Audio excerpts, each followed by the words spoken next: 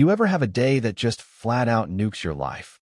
One of those days where you don't know if you're in a nightmare or some kind of dark comedy. That's how I found myself, lying face down on my own lawn at 3:30 in the morning, glass in my hair, smoke in my eyes, and a SWAT team unloading rubber bullets into my garage because my neighbor Karen decided to tell the cops I was running a bomb lab. Yeah, you heard that right. I wish I was making it up. But you see, when the drone started circling and that robot dog strutted down my driveway, I knew my life had just rolled straight into the Twilight Zone. Let me back up a sec, because it wasn't always like this. 3 months before all hell broke loose, I was just another unemployed guy, sweating through nights in my father's old garage, trying to keep a promise. That 1967 Mustang, navy blue, chrome so clean you could shave in it, was all I had left of my old man. Captain Miller, yeah, a real deal Vietnam vet, used to say, "This car'll always bring you home, son." I believed him. Maybe that's why, after the layoffs and the slow bleed of my savings, I buried myself in that car, every busted knuckle and sleepless night way to keep my head above water. That garage was my last safe place, until Karen set her sights on it. You gotta understand, Karen Blackwood wasn't your run-of-the-mill HOA president. She was a clipboard queen with a carbon fiber scepter, live streaming every meeting, hunting for violations like she was on a reality show. Her slogan, "Community Safety First," was stamped on everything in letters that screamed both patriotism and threat. She watched me, always, her phone recording, like she was dying for me to slip up. The trouble started small, noise complaints about my late-night engine work, then claims the air compressor sounded like an oil rig. Paint fumes, allegedly a chemical threat. But here's what nobody knew. Behind that perfect makeup and Facebook smile, Karen was drowning. $47,000 in debt, mother with Alzheimer's, medical bills eating her alive, and Pinnacle Properties, a cutthroat developer, had offered her a fat commission to force problem. Homeowners out. My garage was the golden ticket, if she could make me look dangerous enough. The crazy part? Technology made it easy. One night, as I was wrenched deep in the Mustang, Karen was busy running my voice, clipped from old HOA meetings, through some AI voice cloning app. She whipped up a deep fake so clean, it sounded like me calmly confessing to building bombs. Talking pressure tanks and timers, the works. She paired it with an app that projected fake heat signatures onto her phone, just pointed at my garage and voila, evidence of a bomb. Karen didn't just call 911. She delivered my fake confession, GPS, thermal scans, the full 9 yards. In a world still spooked by September 11th, that was all it took. The dispatcher bought it. And that's how, on a normal night, I went from restoring a car to being public enemy number 1. I heard the footsteps, heavy boots, all business. Peeked out the garage window and saw them. Not tired beat cops, but a full SWAT team in armor, rifles, drones, and that robot dog, Rex, it said on the side, sweeping my driveway like something out of Black Mirror. Mrs. Chun across the street was live streaming the whole circus, probably thinking she was about to witness history. I stepped out slow, hands up, still wiping engine grease off with my dad's old red rag. "Officers," I said, voice shaking just enough to sound guilty. "I think there's been a mistake." They didn't care. Commander Martinez just muttered into his radio. "Thermal shows explosive signatures." Rex confirms. "Chemical threats." I tried to explain about the Mustang, my dad, the restoration. But you can't argue with machines, or with people who trust them more than they trust their own eyes. 10 seconds later, permission granted, weapons free. Rubber bullets started flying, shattering everything. Tear gas spinning through the air. The Mustang caught fire, chrome melting, tires popping. That little horse emblem falling off and rolling through the flames. My sanctuary, my dad's legacy, destroyed in seconds. I lay there coughing, half blind, feeling every piece of my past go up in smoke, thinking, this is it. I'm finished. But then, I heard Mrs. Chen's voice, clear and strong. "Jack, we saw everything. We believe you." And suddenly neighbors poured out, phones up, telling the world the truth. They'd seen me work, borrowed my tools, drank my late-night coffee. Karen's story started to wobble. And then, a black SUV screeched to a halt. Out stepped a silver-haired man in a suit, calm as you please. The SWAT commander snapped to attention. Turns out this guy was Governor Reynolds. And the Mustang? It was his. His dad and my dad served together in Vietnam. He trusted me to restore his father's car. Now it was a pile of scrap, thanks to fake evidence and a neighbor's grudge.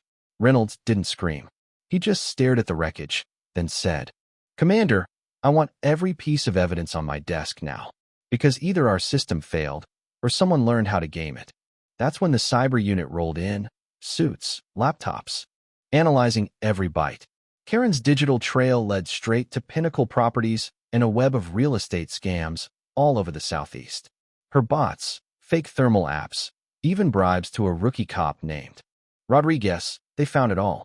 My GoPros, miraculously unharmed, showed me wrenching, not plotting terror. Karen was done. Her last gasp? Another fake bomb threat, hoping to buy herself time. News helicopters swarmed. Bomb squads cleared my garage. Nothing there but ashes and heartbreak. Karen called an emergency HOA meeting, tried to spin a new story, but the forensics shut her down. Reynolds read out the charges live on TV. Karen was cuffed and walked out by the feds, neighbors shaking their heads, community trust blown apart, but not gone. That afternoon, the healing began. People brought tools, food, even the governor himself pitched in. We rebuilt the garage better than before, solar panels, a Ray-all security system, a plaque that read, "Community stands against deception." The Mustang? Governor Reynolds replaced it. Same year, same paint, license plate, Truth 67. My dad would have been proud. A few days later, a letter showed up from Arizona. Someone else's HOA nightmare, someone begging for help. And suddenly, my mess was a warning. Because if AI can fake your voice and destroy your life, what chance does the truth have unless people stand together? So, if you're still here, tell me, how would you prove your innocence if the evidence was all a lie? Drop your answer below, because this could be any of us, any day. And if you believe stories like this matter, hit subscribe. The next time someone tries to rewrite your life, you'll want to know you're not alone. That I wish I could tell you everything just snapped back to normal after Karen's arrest. Like the sun came out and the birds started singing and my life fit neatly back together, but real life's never that simple. For weeks after that night, our block felt like a bomb had gone off. Only instead of shrapnel, it was suspicion and confusion, everybody just a little more careful with their words, a little slower to trust, wondering if the next betrayal was waiting in the shadows of their own neighborhood. You could almost taste the paranoia hanging in the air along with the smell of burnt rubber that just wouldn't wash out of my lawn. The news crews disappeared, but the questions stayed. Did you know, for a solid month, strangers would stop by the house, some just curious, some angry, some with their own stories to share about HOAs or digital lies wrecking their lives. And a few, they just wanted to see the garage, the Mustang's charred skeleton, as if standing near the ashes might somehow make their own fears real. Enough to fight. There was one old guy, said nothing, just looked around and then squeezed my shoulder before walking off like he was carrying all the world's secrets. Yeah, it got weird. But I couldn't hide. If anything, it forced me out into the daylight. The first real step was when Mrs. Chun organized what she called the Truth Tour. Neighbors taking turns showing each other their security footage, their phone videos, piecing together the puzzle.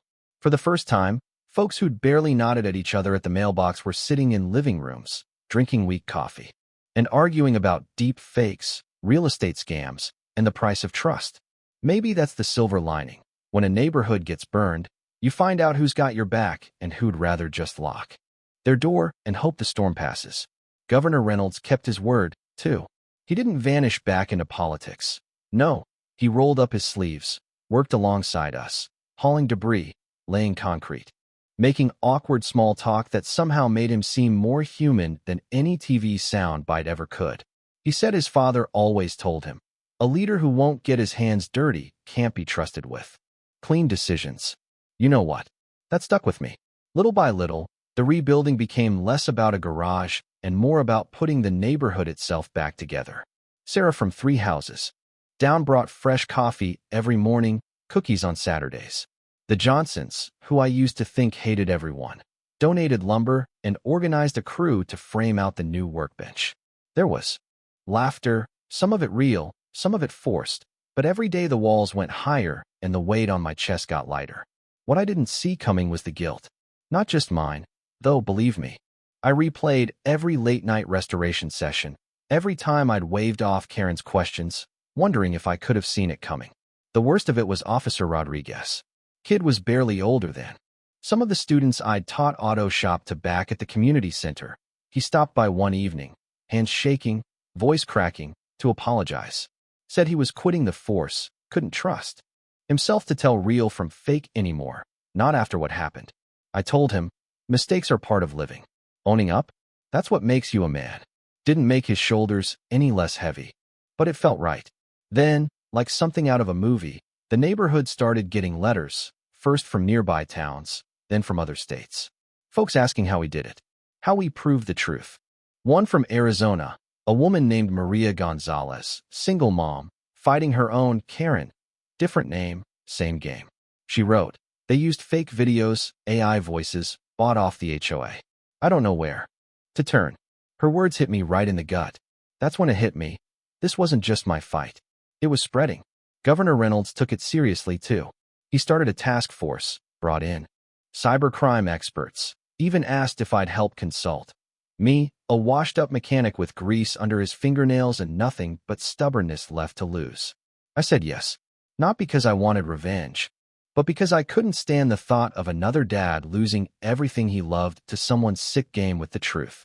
We built the new garage together, a little bigger, a lot smarter, solar panels overhead, security system hardwired and fully analog. No AI that could be tricked or hacked. Right above the new workbench, we hung the melted chrome horse from my dad's Mustang, mounted on a plaque that reads, "Truth is built, not bought." I touch it every morning. Reminds me what we lost, but more important, what we still have. I'll tell you this, people started showing up. For garage coffee on Sundays, just to check in, share news, watch me and Reynolds bicker about football or trade stories about the old days. The first time Sarah's little girl asked if she could help polish the new Mustang, I almost lost it, stood there, rubbing my eyes, blaming the motor oil, but really just feeling grateful. But not everything tied up in a neat bow. Karen's trial dragged on, her lawyers blaming systemic failures, claiming she was just another pawn. Some people in the neighborhood bought it. Others spat on her lawn. Even now, the wounds haven't fully healed, some folks will never trust as easy again. That's the world we live in now. You never really know what's real, not unless you're willing to look each other in the eye, risk a little, and fight for it. A few days before the anniversary, I found a letter tucked inside my dad's old toolbox. His handwriting, shaky but clear. Jack, don't let this world convince you that lies travel faster than truth. Trust is slower, but it's built to last. Man, if he only knew. So that's where I'm at. Life isn't the same, maybe never will be. But I know this, we beat the lie, together. And if it comes around again, we'll be ready, armed with nothing but the truth, our own memories, and the will to stand up when it matters. Let me ask you, what would you do if your whole life could be rewritten with a few clicks? If your friends, your neighbors, even your own eyes could be fooled? Think about it, because next time, it could be your garage, your reputation, your father's legacy on the line. Drop your thoughts below. Tell me where you're watching from, how you'd fight back. And if you believe truth's still worth something in this world, share this story. Subscribe. Stick around. Because the next fight for reality, it might be yours. And you'll want to know you've got a whole neighborhood behind you when it comes.